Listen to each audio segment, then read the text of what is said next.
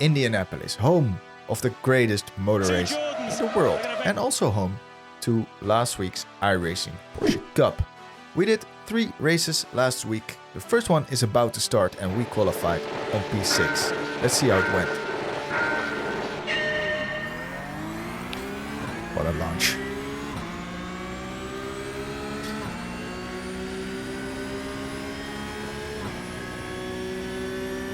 Not in front of me, please. We are back with another week of Porsche Cup. We're back with another video. And if you have missed the reason why I had to skip a couple of weeks, I made a community post on this subject, but I'll elaborate a little bit more in the video here, as Guido tries to ride on the grass, which isn't the fastest way in a Porsche Cup car, he finds out. It took me 37 years, but I finally got my first ever sim racing injury. I thought it was because of playing a little bit too much of padel, which is like tennis with assist on, if you want to use some sim racing terms. But no, this injury was actually caused by sim racing. In the weeks leading up to the Daytona 24 and also the Daytona 24 itself, I obviously did a lot of driving. And that driving caused a muscle that runs from the back of my knee to my ankle to overload quite badly. It started hurting quite badly, and the funny thing was that it wasn't really hurting me while driving. That's why I thought it was from playing paddle, but it started hurting really bad when I had to walk down the stairs next morning after doing a lot of driving to get that sweet morning coffee, but I just simply couldn't walk down the stairs properly. Not too deep there, but ahead at the apex. So back to the race. After a couple of laps, you can see that I'm in a nice vacuum. If we go through the last corner, you can see the leading group. I quite couldn't keep up with them, but the guy behind Jonathan also couldn't really keep up with me. Let's see if they fight. It's my only chance, hope. And there we go. A couple of laps later, you can see we are definitely gaining on Guido and Nicholas in front. It's mostly due to their scrapping, as they'll prove. I think I have drive now. Maybe a little. Right away, Guido trying to defend, going all the way to the inside. Nicholas swerving back, trying to go for a move around the outside. There's some almost contact. I thought there was contact when I was driving, but looking back there actually isn't. But that does mean that we are definitely gaining hard on them. They both decide that driving the apex isn't really what they want to do. And now we're really on their tail. We can actually start to enter the chat on this fight. Let's see what they do. Nicholas swerving, and Guido, that's missing his braking point onto the grass, and that puts us into P5. Oh, that solved itself.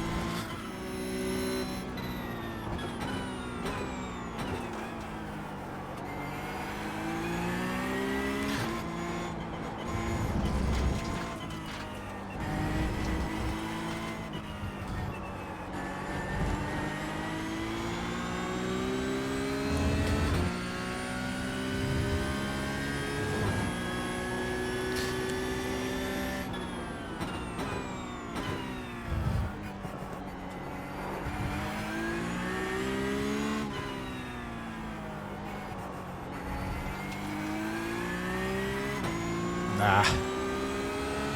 Still P5. It's not bad. Let's say. 2 litres left. Nah, a bit boring, but P5. Okay, P5 that's is. the finish. I'll take it. Well done, mate. That's the end of the session. To slot in behind here. We get a slightly better exit, and he gives us the space. He could have also blocked us here. Now I brake a bit too late. I lock a bit up on the inside, but I think he does the same. Or at least that's what I'm hoping. Yeah, see, he didn't make the corner by himself. Just scrapping a bit too hard on cold tires. And that was pretty much the race. 2 hours later, race 2. And we're ready. Green, green, green. That's not good. Way too much wheel spin off the line. And as you can see, we're already in 4th position. But luckily, we do have a nice gap in front of us to break into. So we're gonna try and keep that third position through the first sector. Dali on the inside here. Some slight contact. But we are still side by side. And the next turn is really, really long to the right. So it's going to be tough to stay in third here. We're going to have to concede a position and slot back in. I'd rather concede a place than go too wide. There. Let's start. Trying to get out of the slipstream here because I want to see my brake marker, and this is the reason why Dali brakes very early in my opinion. As you can see in the rear view mirror, he gets hit as well. But somehow we're back into P3. Didn't hit him. The guy in front is clutch, car number 4. Unintended scent, I guess. Maybe he got hit from behind or something, I don't know. And I missed it at the time, but we just saw that he did got hit. But that caused a new situation, a nice gap to the front and also a nice gap to the back. So I could just focus on my own pace this race and see if I can catch up with the leaders, maybe fight for a win here. One thing I learned in this race is it's better off being aggressive than not. Because you will just get wrecked. So I kind of want to start a discussion about the iRacing seasonal system. And obviously it has to be a civilized discussion. So if you have an opinion on this, please do share it in the comments. Because these seasons to me seem like they just fizzle out into nothing. I'm gonna make a separate video on this topic when the season is done. But just to give you a quick explanation, the highest strength of fields are in the beginning of the season. So if you want to get a good season or a good weekend even, you have to perform at the beginning of the season. If you perform at the end of the season, the strength of fields are lower and you will get less points. Nicholas is just proving all the stigmas about the Red Bull liveries, right? It's... okay. Maybe the guy in front needs to "Are you okay?" also on his front bumper.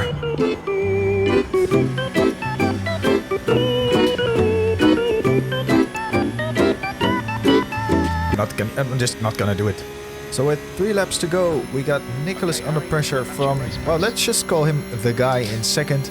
And I'm also still there, so it kind of makes sense that he is doing everything to keep his win, but honestly this weaving is quite excessive if you ask me.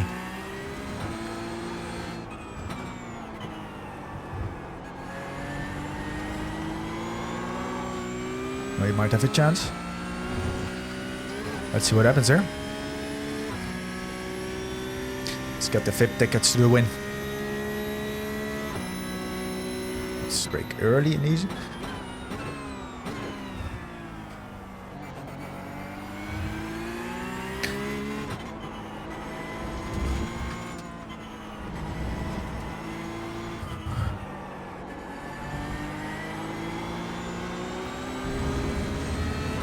See the dive.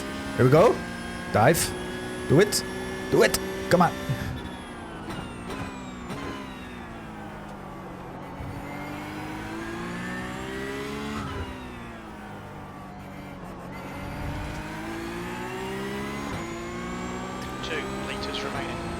P3. P3. P3 is fine. I'll take P3.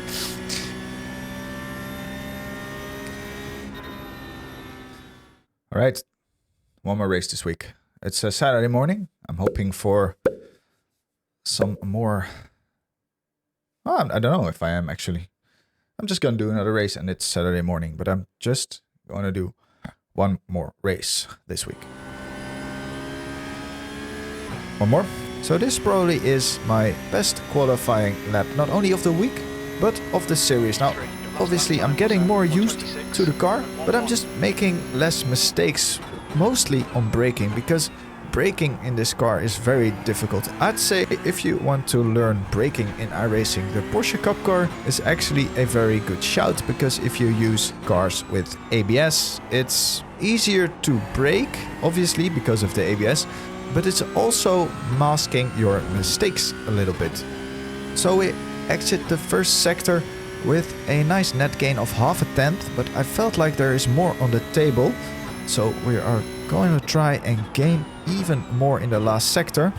I also said that this was gonna be my last race of the week, and that's simple because I started to feel that my ankle was giving up. When I woke up the day after I did the 2 races you saw before, my ankle was very stiff again, so I kinda had to rest for a day and just do one more in the weekend. So coming up to this last weird-ish couple of corners, or is it one big chicane, you tell me? Net gain of 1.5 tenths, gaining a little bit more.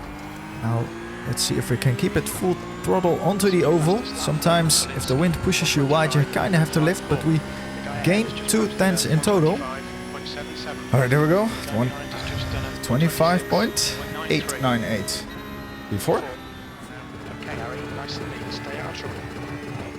That P4 became a P5 eventually because Nicholas managed to get a P2 in quali.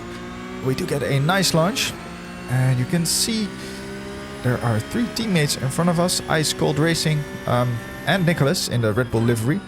And I do feel like we are the slowest of the 5, also according to the iRating. We should be. Let's just stay behind here, chill.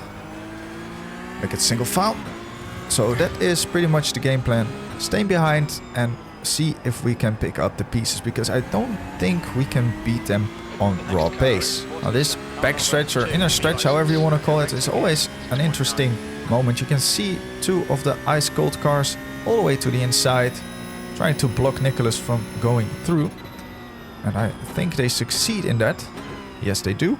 And from now on it's single file, which gives me a nice window of opportunity to talk about the Porsche Cup and this series, because as you know, I missed a couple of weeks, and I think, well, I'm pretty sure, that's why I'm mentioning it, I'm only going to do one more week, which isn't this week but next week.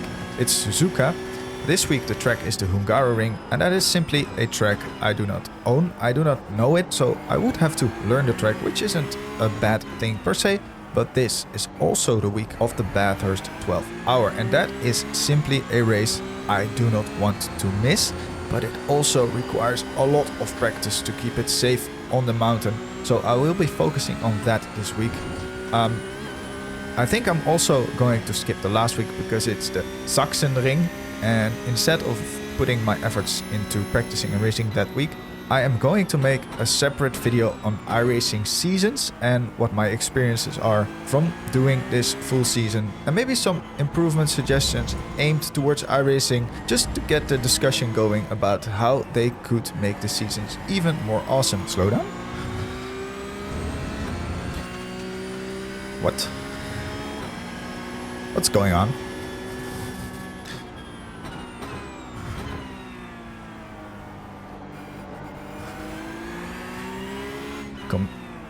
Commence the weaving, boys.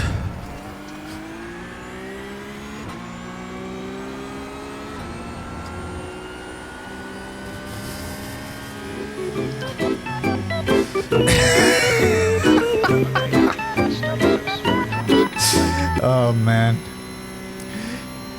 Not much has changed in 2 days. So the game plan is, well, sort of working so far. I'm still in P5, but I'm letting them do the fighting, or at least that's what I'm thinking at this point, because as you will see, I will try another unintended hint very soon. You have to really be patient through this very long right-hander, and then it's just full throttle onto this back straight, and let's see if the ice cold boys can do some sort of attack on Nicholas.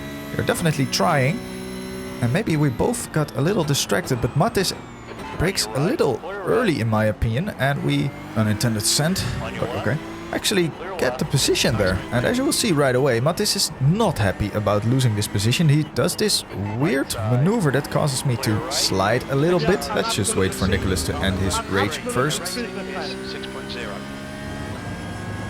Now what the fuck are you crying about?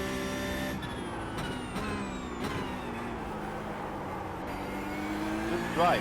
So here Mattis tries to do the same thing again by pinching his nose in. I do kind of lose the draft to the guys in front, and as you can see, he's very close behind, so he definitely has an opportunity as we wait for Nicholas again. to not give him the space and just squeeze him off track, but we were gonna crash. So what the fuck? Not sure why he's pinching his nose in all the time like that. And now you will see a very ambitious dive, but he does make it work. I don't really want to defend it because, as I've said before, I am definitely the slowest of this group. So I'm kind of hoping at this point I can stay in this draft and rejoin the leading pack. I guess he desperately wanted that position back, but skipping ahead to a couple of laps later, and you can definitely see that I wasn't able to keep up with them. I was, well, not fast enough and trying to drive on the grass, for example, but simply over driving like the car. As you will see, this corner just braking a tad too late, missing the apex, locking up on the inside, losing a couple of tenths, and to the left we do the same. So yeah, not really my best race, but alright, I'm losing them quite quickly like this, lap times like this. At least they're fighting. Well, like I said, let's just head down. At least we're ending with a decent lap, but that wasn't the race. This wasn't the race, unfortunately. They're just a bit quicker, that's truth, in all honesty. Okay, that's the end. Good finish, But I don't know, I felt like I should have been closer there. Because I do an unintentional send here. He braked a bit early. Maybe watching them over there. It's like, oh, okay. We make the corners. No harm done. But then he's just like, I don't know what he was doing. Let's check it out. Tobias, what was that lap for, That's please? the end of the session. Just Stuff tell like me, this, what was that mate. lap for? Let's. Okay, that was an unintentional send, but why would you try this? Stuff like this, like. You know that if I stick there because I'm on my right to not give you back away back to the track, because as you can see, the track on the left it's not, it's part of the track, but it's actually not part of the track. It's just. So if we take a look at the standings, we are currently in P7, and like I said before, I'm going to make a separate video about the scoring season system that is currently active in iRacing, because I believe it has been unchanged since the release of iRacing, which was back in 2008. So P7, I hope we aren't going to drop out of the top 10, because we still have people below us with less than 8 weeks, so we potentially could drop out of the top 10. But if we get a very good week, maybe in Suzuka, it's possible to even gain something. I'm not sure. We're gonna do one more Porsche Cup week. It's gonna be next week, Suzuka. I'll see you there.